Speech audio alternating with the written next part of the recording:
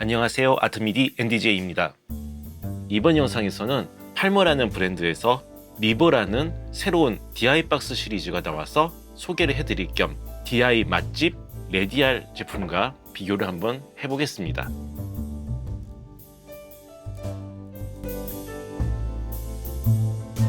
많은 분들이 오디오 인터페이스의 마이크 프리앰프랑 그리고 외장 마이크 프리앰프랑 차이가 많이 나는 것은 누구나 다 알고 있습니다.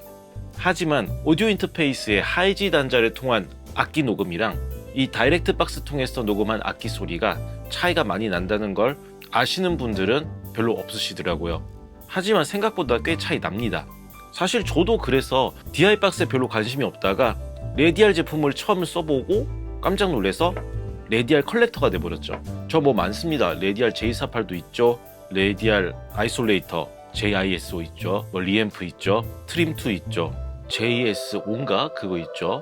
뿐만 아니라 레디알 기타 이펙터들도 많이 가지고 있고요. 그런데 이번에 팔머에서 새로운 DI 박스 시리즈가 나왔다고 해서 한번 테스트를 해보았습니다.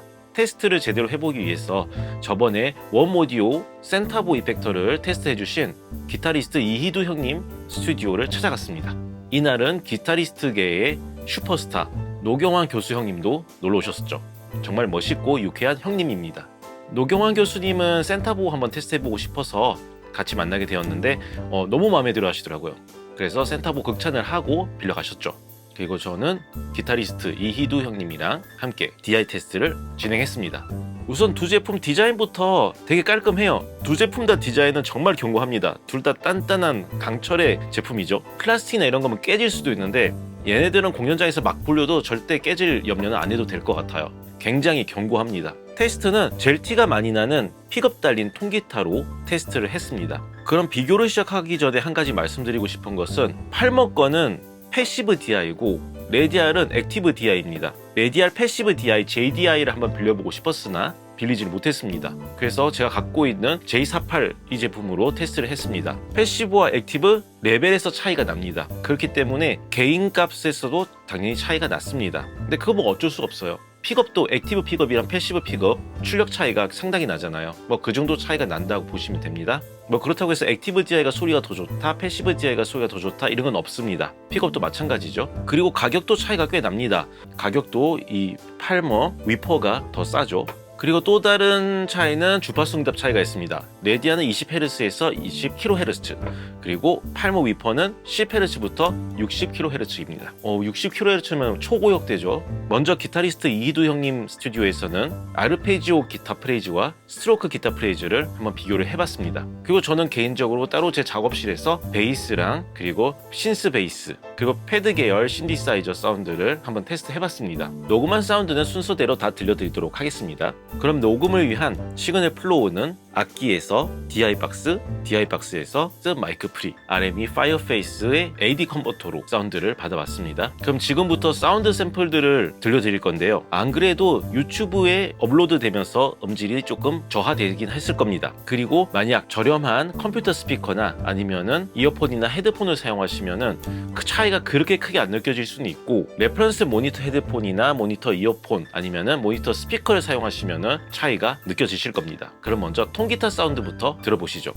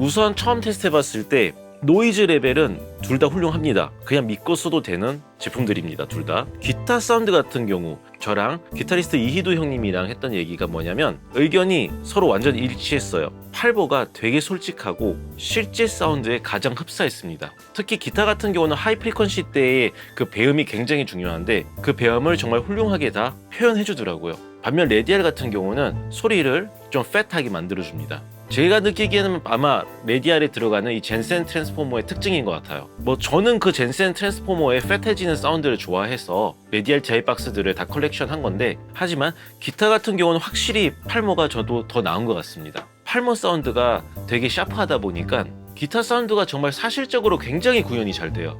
훨씬 더 자연스러운 것 같습니다. 그러면은 제가 따로 테스트해본 베이스와 신스 사운드들 한번 들어보세요. 그리고 기타도 그렇고 베이스도 그렇고 신디사이저도 그렇고 녹음 소스 그대로고 전혀 양념 같은 거 가미하지 않았습니다.